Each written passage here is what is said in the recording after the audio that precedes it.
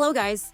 In this tutorial, I'm going to show you how to get a working Archero hack for iOS and Android. With this hack, you'll be able to get unlimited gems, gold, and other resources completely free. As you can see, it's working for me right now.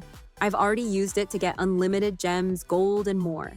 Now let me show you how to get this app. It's really easy to do. If you're using an iOS device, there are a few settings changes we need to make before you can download it. For Android users, no changes are necessary. Only iOS requires these adjustments. First, go into your battery settings and make sure low power mode is turned off. This step is crucial, as leaving it on can interfere with the installation. Once the app is installed, you can revert your settings back to normal, so no worries. It's just for the installation. Next, go into your general settings, find the background app refresh option, and ensure it's turned on to Wi-Fi and cellular data. It cannot be off, or it could mess up the installation. The process is straightforward from here. On your iOS or Android device, go to this website called pluginsurf.com. This site has a bunch of tweaked apps and games that we can download for free without needing a jailbreak or anything complicated. In the search bar, type Archero 2 to find the game. Now tap the app and then click the button that says Start Installation on the pop-up. Now you will have to wait for this to load. It usually is fast and will load under 30 seconds usually. So before you can use the full app, you will have to complete 2 plugins from the list.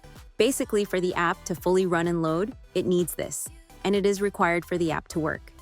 But it's simple. You just tap the app or plugin and read the instructions and do exactly as it says. Then once you've done one, you go back and do one more because you have to do 2 for it to count. Some tasks are straightforward, like running an app for 30 seconds, while others may require completing a game level.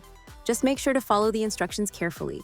But whatever plugin file you choose, just make sure you do exactly as the instructions say and do 2 of them, and all of these apps or plugins are completely safe.